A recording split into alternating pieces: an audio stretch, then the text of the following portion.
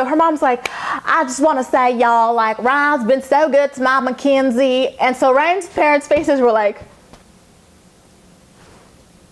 and they sat there frozen for a good 3, 4, maybe 5 seconds. What's up, you guys? Welcome back to my channel. If you haven't already, make sure to hit that subscribe button so you don't miss out on a single video. Now, let's recap the 26th episode of season 6B of Teen Mom OG.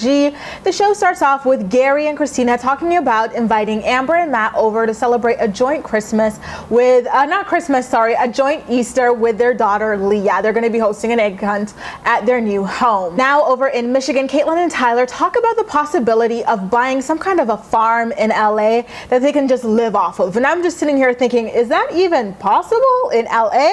A farm the two of you can live off of for good? I mean, are you sure? And so Tyler suggests that the two of them should possibly go down to LA and look at these homes in person. He claims to have done his research online. And so I'm thinking, if you've done your research online, okay, then there's probably no reason for you to fly out just to look at homes in person, right? But anyway, he reminds Catelynn that, hey, listen, if we do ever move to LA, just keep in mind that this would mean that there are no more grandparents near us. This means we cannot pawn Nova off on your mom 24/7, right? And this is probably something that they're not used to yet. Side note, guys, have we ever seen Nova in pants whenever she's in the house? It seems like the only time this child is ever fully dressed is when they leave, and it's kind of like icky to me at a certain point. You're on worldwide television. There are very disturbed people out there. Like, at least have your child look somewhat presentable. If my parents had me up on worldwide TV walking around in my underwear all the time, I would be pissed as hell. I would emancipate my ass immediately. Over in Tennessee, Macy is talking about what else? Ryan. She tells Taylor that she wants to talk to some kind of a counselor about Ryan's addiction issues, and she also mentions the fact that she wishes she could go to McKenzie with all of these things and concerns, but she feels like McKenzie is as delusional as Ryan's parents. And you guys, it's really odd to me that the baby mama is a lot more worried about this guy's health than his soon-to-be wife. Why does McKenzie seem so oblivious? Farrah makes it down to Iowa in her childhood home that we met her in order to visit her mother and her soon-to-be stepfather, Dr. Claus. And the two of them kind of just spring the news onto Farrah that they're engaged, and Deborah essentially asks Farrah to be her maid of honor. And Farrah could not have looked any less excited about the idea. She was trying to get the logistics down. She's like, really, you guys? This is really quick. When do you plan on getting married? And then they said sometime in the fall, October-ish. And Farrah was like, well, it's what? April now, are you sure? That's really, really quick. And so they said, well, yeah, maybe we want to elope to Bora Bora. And Farrah again asked another valid question, which is, how far away is that?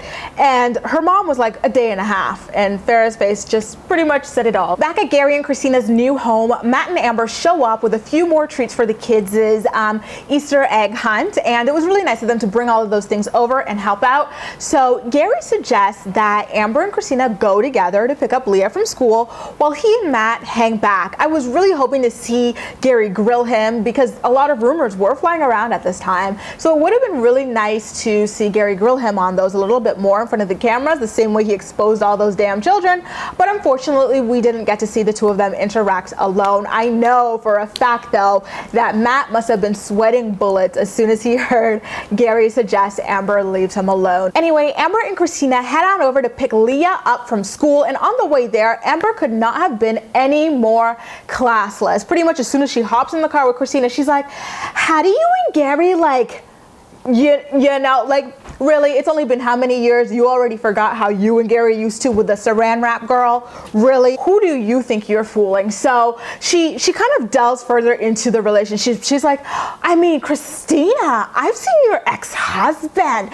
He's not bad looking at all. Like, why are you with Gary? I don't know where this Valley Girl thing came from this episode, but it was driving me up the wall, y'all. Throughout the entire ride, Amber just kept shooting uncomfortable statement after uncomfortable statement, question after question, making like Christina feel just so uncomfortable. One thing I do have to note, though, is that Christina should have done a lot more to stick up for her man. I mean, if someone would have told me, how do you and your blah blah blah, I would have been like, you know what, my man is fine as hell, girl. Just because you are miserable in your little relationship with your grandpa doesn't mean you have to come over here and rain on my parade. I am good. Christina should have done a lot more to shut that shit down, but I do understand that, that, you know, being a stepmother to Amber's child, she feels like she has to walk on eggshells around her, especially because we all know Amber has a crazy ass, like irrational ass temper. So for that, I will say I understand why Christina really tried to play it cool. We're now transported back to Iowa, where Farah and her family take Sophia go-karting before they jet off to Florida for their little family getaway. And Deborah races under her rap name Deb's OG. Farah wins the competition, and then the two of them sit alone while David plays with Sophia in the side. And Farah expresses more concerns about the upcoming wedding. She's like, "Okay, Mom, so when is this guy gonna work?" She doesn't seem to understand how the medical world functions. Like, in order to work in a different state, these people have to reapply and all that stuff to get certified again. And she thinks it's just like a piece of cake. Like, you know, you just go to the DMV, get a stamp or something like that. And it is absolutely not the case. And Deborah tries to explain that to Farah, but Farah's like, "Well, did he get it now? Then where's his interviews?" Farah, like, you probably don't remember what it's like to apply for a job or anything like that, but when you apply for a job, you're not called for interviews like within the hour or within 24 hours or something like that. It takes time. She was just so extra for no reason and so pissy and negative. And so Deborah starts talking a little more about like trying to figure out when they want the wedding to be. She's like, "You know what, we have a lot of schedules to coordinate, so we want to make sure that people's schedules are open for the time when we want to do our wedding." And so Farrah got really funny here. You know, the girl is not that bright, but when she's, you know, when her little light bulb's on, it is on, okay? She was like, "Well, it looks like David's schedule is going to be open for a while." Oh my God, y'all. I found that so hilarious. Now we're back in LA, and this time it's not with Farrah. Remember at the beginning of this video, I told you that Catelynn and Tyler were going to jet off to LA to look at homes because Tyler had done all of his research online and he felt like, you know, it could be a move that they can take together. So they jet off to LA. They leave the child with, I guess, April or something like that. And they look at this house, and then after they ask the realtor, "How much does this house cost?" Which is weird because if you're going to travel like across the country to see a house, should you not know ahead of time how much this house costs, right? And so the realtor tells them 1.3 million, and they're just like in shock. Which is, again, is just so bizarre because I thought the whole point of this trip was to look at properties that you guys have narrowed down your options to, right? Like, do you just hop on a plane, leave your child to go look at properties for fun or for practical reasons? And this was obviously up for fun, for TV venture. The two of them acted so shocked about it. And then they said that they didn't like the houses in LA anyway because they were not old and rustic and they couldn't have the 5 acres and stuff. And I was like, what the hell kind of research was Tyler doing all this time on the computer?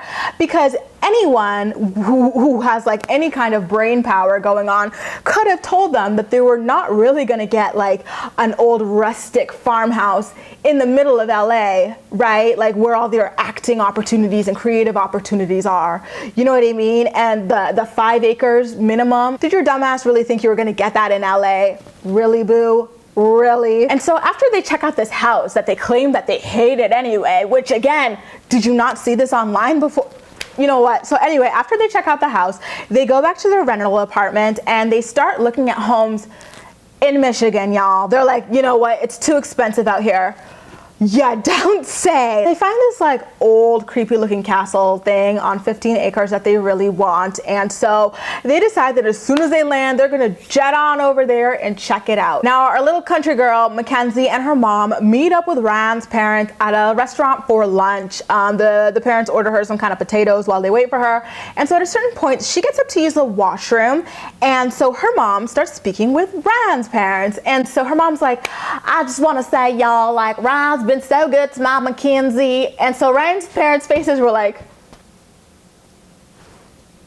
and they sat there frozen for a good 3, 4, maybe 5 seconds, like, who the hell is this chick talking about? And when they finally remember that they're being filmed, they're like, oh shit, we are on film. You know, we know our son ain't shit, but we gotta pretend. You know what, girl?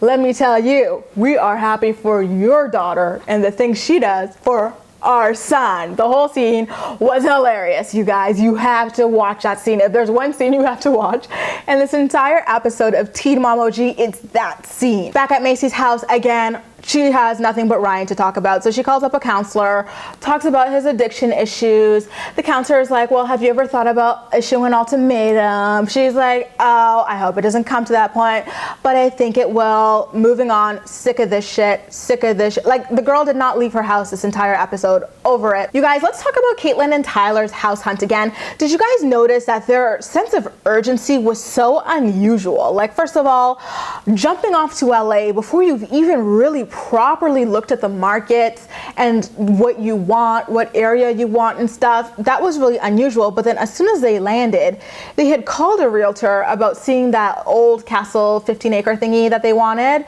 and the realtor was not available to take them there, so the two of them just drove there alone to check out the outside and stuff. Catelynn looked noticeably miserable and dead behind the eyes, in my opinion. The whole thing just really rubbed me the wrong way. What are they in such a big hurry for? What are they running away from? Why do they think they can take care of 15 acres? These people cannot even dress their damn child. How are they gonna handle 15 acres and a house so old it was built before Jesus? Anyway, let's get back to Gary's house. So Amber and Matt are back at the house, and it's time for the Easter egg hunt. And so before it starts, Amber, you know, for the cameras, she goes, Gary, why can't I have more time with Leah? Why can't I like drop her off, you know, like on a school night, have her on a school night, drop her off at school in the morning? And Gary's like, listen, I always give you time with her. If you want to drop by and visit her on an evening, you are more than welcome to do so. Amber's like, I just want her to like sleep over at my house so I can take her to school in the morning, Gary. Why won't you do that, Gary? And Gary's like trying to explain, you know, this concept of structure and how much young children need it. But like, you know, Amber, who is more of Leah's big sister slash auntie, doesn't understand that. And so she's kind of like, you know, like this is my daughter. Like, I understand how to be a mother. And so in the next scene, these shady ass producers show, we see the kids run off chasing the little eggs. And so Leah's running, but you know, the way she's running, it's not to Amber's liking. And so we see Amber curse that little ass out. She's like, Leah, run! What the fuck are you doing? You run like your mother!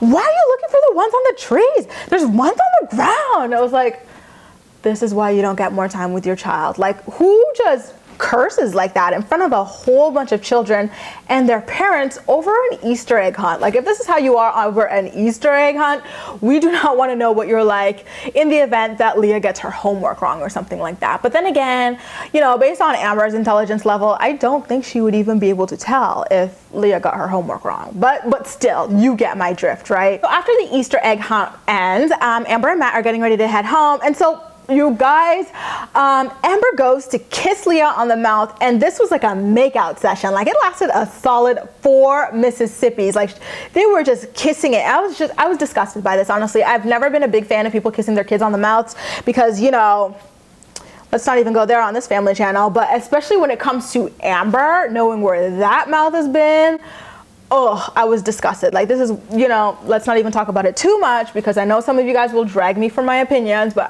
I'm not a fan of this stuff. And so that scene really grossed me out. Like, if you're gonna kiss your kid on the mouth or whatever, sure, a peck if that's what you're into, but like a full-blown 4 or 5 second kiss like that was just plain nasty to me. Now back down south, Mackenzie, her circa 2008 Hillary Duff poof, and the 2 parents-in-laws and her friends go to a bridal gown shop or whatever to find her, you know, dress. And so she finds something that she loves, and to me it seemed really pretty. They showed us the bottom, then they showed us the top, just not at the same time, and both halves looked really beautiful. I think it was a blush or pinkish kind of thing, which, you know, is kind of reminiscent of Macy's off-white wedding gown as well.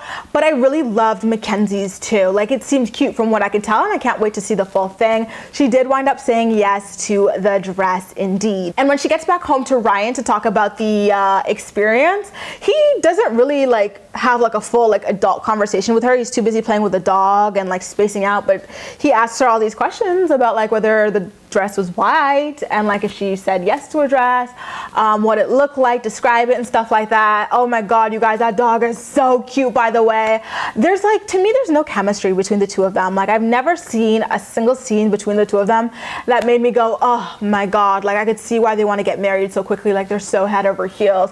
They're in this crazy puppy love honeymoon stage. Like, they seem like business partners to me almost. Like, they're always on opposite ends of anywhere they're hanging out. She's always got something, you know, slick to say to him, and he's always got something dumb to say to her. Like, I just don't get what's going on here. Now, Farrah and her family arrive in Key West, Florida, and she is just super obsessed with her mom's fiance, Dr. Claus.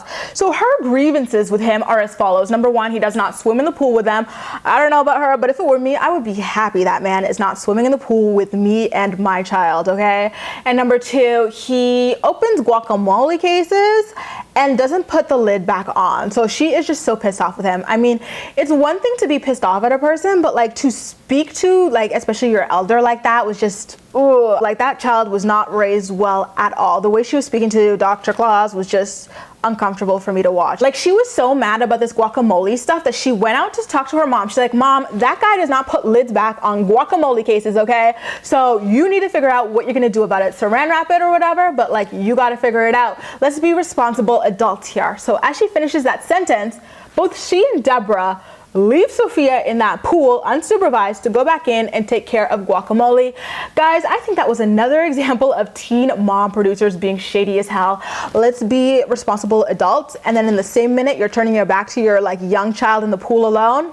Girl. After this whole dipping saga, she sits down with a producer to talk about how she cannot stand Dr. Claus. She's like, he's creepy, he's lazy, and I just don't like him. And just to spite him and my mother, Simon told me he was in the neighborhood anyway for a bachelor party, and so I invited him to stay with us at this here house. Okay, back in Michigan, Catelynn and Tyler just cannot let this like ancient house thing go. Like, they really don't seem to understand what they're getting themselves into here. It seems so freaking old and way too big, like in terms of plot and all of that, for the two of these lazy bums to handle, okay? So they call up a realtor and they're just like, you know what, we love this house so much, we don't even need to go inside. And so the realtor's like,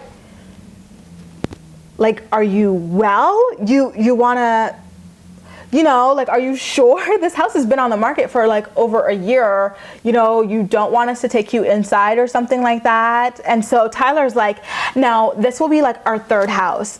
So that means you know it all or something. Like, obviously you guys are just, you know, two dummies who won the lottery. You know nothing about real estate. As we wind down this episode, more rumors about Matt's cheating break out. I think this is the Tiffany era stuff where his DICK pic leaked and everything.